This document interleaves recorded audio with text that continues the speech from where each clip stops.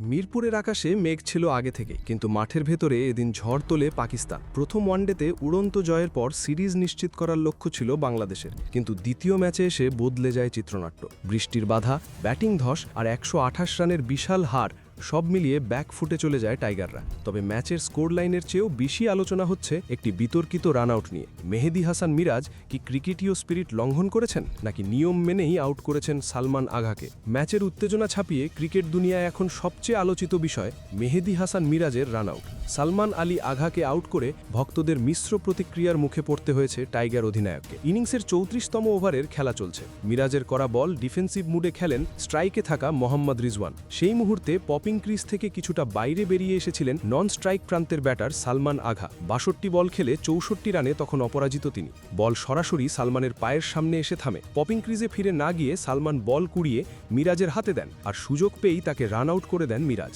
যদিও ক্রিকেটের নিয়মে লিগ্যালভাবে সালমানকে আউট করেছে মিরাজ, কিন্তু এতে তার স্পোর্টসম্যানশিপ স্পিরিট নিয়ে প্রশ্ন তুলছেন অনেকে। পাকিস্তানের বিপক্ষে দ্বিতীয় ওয়ানডে শেষে বাংলাদেশের দলনেতা বলেন, সে পপিং ক্রিজের বাইরে ছিল, আমি বল খুঁজছিলাম, আমি যদি রান আউট মিস করতাম ও আরও রান করে ফেলত, আমি শুধু এটাই ভেবেছি। সালমান তখন ৬৪ রানে অপরাজিত ছিলেন। তাকে আউট না করলে তাই বিপদ আরও বাড়ত বাংলাদেশের। যদিও শেষ পর্যন্ত টাইগাররা জিততে পারেনি। ডাকওয়ার্থ লুইস পদ্ধতিতে ১২৮ রানের পরাজয় বরণ করতে হয়েছে। চতুর্থ উইকেটে সালমান আলী আঘা ও রিজওয়ান ১০৯ রানের জুটি গড়ে বড় সংগ্রহের দিকে যাচ্ছিলেন। ঠিক তখনই ঘটে সেই ঘটনা। আগে ব্যাট করতে নেমে পাকিস্তান সবকটি উইকেট হারিয়ে ২৭৪ রান সংগ্রহ করে। সালমান আঘার ৬৪ আর রিজওয়ানের কার্যকর ব্যাটিংয়ে পাকিস্তান বড় পুঁজি পায়। শেষ ৪৩ রানে পাকিস্তান ৭ উইকেট হারালেও ২৭৪ রান মিরপুরের উইকেটে চ্যালেঞ্জিং স্কোর ছিল। বাংলাদেশের পক্ষে মিরাজ ব্যাট হাতে বিতর্কের জন্ম দিলেও বল হাতে ছিলেন সফল। ১০ ওভার বল করে মাত্র ৩৪ রান দিয়ে ২ উইকেট শিকার করেন এই স্পিনার।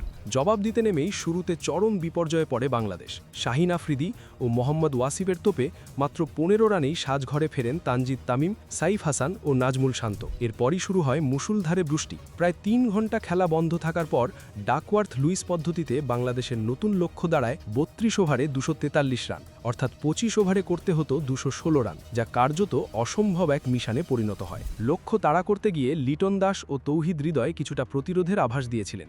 লিটন ৩৩ বলে ৪১ রান করে বিদায় নিলেই তাসের ঘরের মতো ভেঙে পড়ে বাংলাদেশের ব্যাটিং লাইন আপ। মূলত বড় রান রেটের পাহাড়েই চাপা পড়ে টাইগাররা। আফিফ হোসেন, অধিনায়ক মিরাজ এবং রিশাদ হোসেনরা নিয়মিত বিরতিতে উইকেট বিলিয়ে দিয়ে আসেন। তৌহিদ হৃদয় শেষ পর্যন্ত লড়াই করলেও দলীয় ১০৩ রানের মাথায় তিনিও হার মানেন। শেষ পর্যন্ত ১১৪ রানেই অল আউট হয় বাংলাদেশ। ১২৮ রানের বড় জয়ে সিরিজে ১-১ সমতা ফেরায় পাকিস্তান। এই জয়ে সিরিজ এখন দাঁড়িয়েছে ১-১ সমতায়। আগামী ১৫ই মার্চ মিরপুরেই হবে সিরিজ নির্ধারণী শেষ ওয়ানডে, যা এখন রূপ নিয়েছে অঘোষিত ফাইনালে। মিরাজের সেই রান আউট কি পাকিস্তানকে আরও তেতিয়ে দিল, নাকি বাংলাদেশ ঘুরে দাঁড়াবে শেষ ম্যাচে? আপনার মতামত কমেন্টে জানান।